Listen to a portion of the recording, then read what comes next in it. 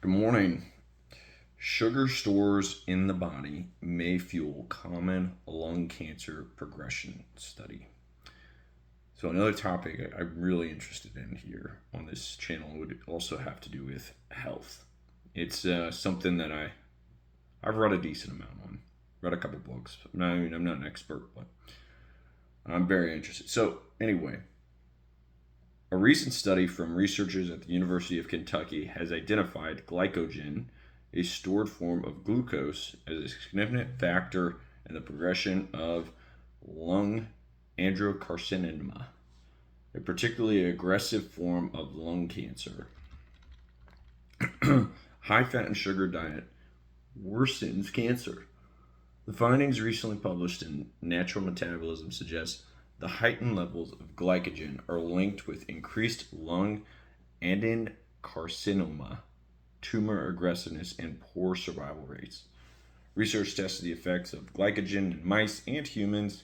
Researchers increased glycogen levels in the mice through dietary changes and gene modification. The dual approach allowed them to examine the effects of glycogen from different angles.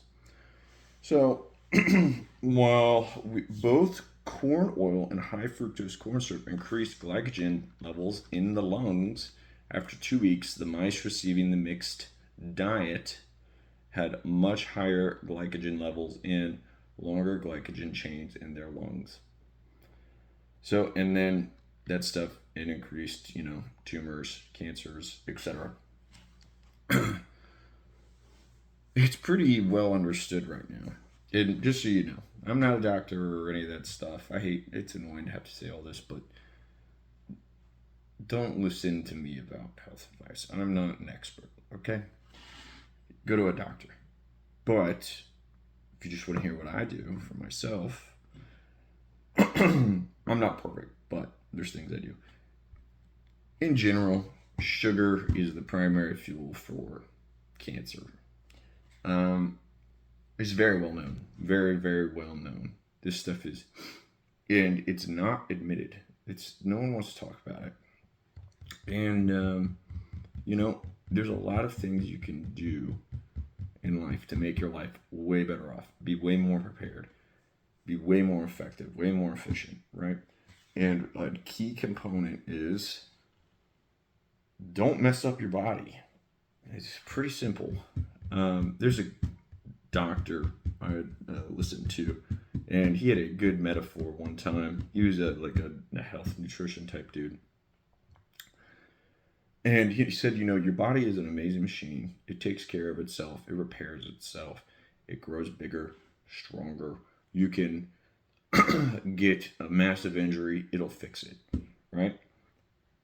But if your body is trying to do its job and take care of itself and fix itself, but every day you take a stick and you whack your leg with it, and then the next day you wake up and you whack your leg again, and you go to the doctor, you're like, hey, I've had this injury on my leg, but it just doesn't seem to be healing up. I actually say, you're an idiot.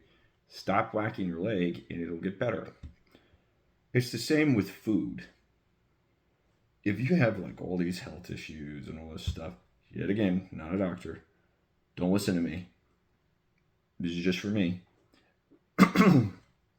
And your gut's messed up, your throat's messed up, yeah. You then take and you eat all this junk, and it just damages you more. You're not gonna get any better. And here's okay. A lot of these sugars are bad for you, and sugar is everywhere. It's not all what you think it is. It's not just refined granulated sugar, white sugar cane, right? It's corn syrups. It's carbohydrates in the forms of like breads. It's MSG. It's everywhere. You're eating so much sugar. Here's something interesting. You know that the average person just 100, 200 years ago, 200 years ago and past, who were living out on a farm, who were living in, the wilderness or whatever, things like that, they would eat like no sugar at all.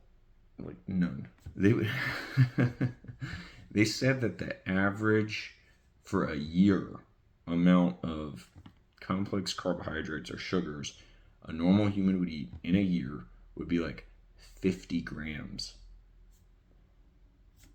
That's like one bottle of soda. It's like, imagine if you took a car and you put gasoline in it all the time, and that's how you fueled it. But then, every now and then you get a little spicy, and you said, I'm going to put some jet fuel in my car. I'm going to go a little faster. It'll be fun, It'll be a great time. We'll go so fast. There'll probably be some bangs and loud noises. It'll be exciting. Then imagine if you did that every single day. Think your car get messed up? Yes, it would get messed up. So, doctors used to, well, I shouldn't say used to, they still do this. How do you think they find out if you have cancer? All right, this is what they do. They take an iodine solution. This is, for some cancers, they do this. They take an iodine solution, this little vial, a little bottle, a bag, and they mix sugar in it. So that's what they do. They put it in your arm, they let it run through your body, pump through, and then they put you in like a scanner, an MRI or whatever. And then when you go through the scanner, they see the iodine. The iodine, it lights up, it glows like a fluorescent color. But guess what? The cancers in your body, they gobble up that sugar. They love it. It's great. And all that iodine will get sucked all up by the cancer cells, the tumors, etc. So when you go inside of this scanner, you look like a Christmas tree with cancer in all the spots it went to. Why? Because cancer cells primarily live off of sugars. What if you just stopped having sugar? Just a thought. Maybe they would get starved out. I mean, yet again, I don't know anything. Just a thought. Here's a real key. This is, what do we do with this? What's the actionable information? My experience, personally, for me, I have found if you want to cut through all the supplementation stuff, all of the health stuff, all of the gurus and all this stuff, the very bottom of the rabbit hole, the very bottom of the tunnel, is what is for Justin Madison, healthiest thing that I can do is to grow your own food and consume it, right? Now, you'd say, well, I'll just go to the grocery store, get my vegetables, get my fruits. They're not the same. They are not the same at all. They're not even close. Okay, there's a lot of reasons. Pesticides, GMOs, who the hell knows where these things have been, who's touched them, salmonella, blah, blah, blah, blah, blah. Tons of reasons. Okay, but here's the primary reason why you would want to have your own garden. When you take a vegetable, a fruit, and you pluck it, right? It is now dying the very second that you pluck it. Now, it's, you take a fish out of water, it breathes, it lives for a little bit, but it starts dying. Same with a fruit or a vegetable. You pluck it, it's not getting any more nutrients from the plant. It's not getting any more water. It's not getting any more food. So just like a fish out of water, it's starting to suffocate. You then take said fruit or vegetable, you put it in a box, you put it on a truck, you send it across the country, you put it in another truck, and then you put it in a grocery store. It sits on a shelf. It's there for a week, 2 weeks. Who knows? It's slowly dying. Here's an interesting fact. The second you pluck it, within a day or two, it loses almost half of its nutritional value. All the vitamins in it, they've degraded. They've broken down. So now you have this thing that's hardly worth what it was when you picked it straight off the vine. If you could just simply grow your own fruits and vegetables and then eat them immediately, you would have so many more vitamins and minerals in your diet that you would be able to consume and your body would be able to use to rebuild you. Now, this is like the best. Not everyone could do this. You know, not everyone's like, I don't have a piece of land. I can't garden. I don't have the time.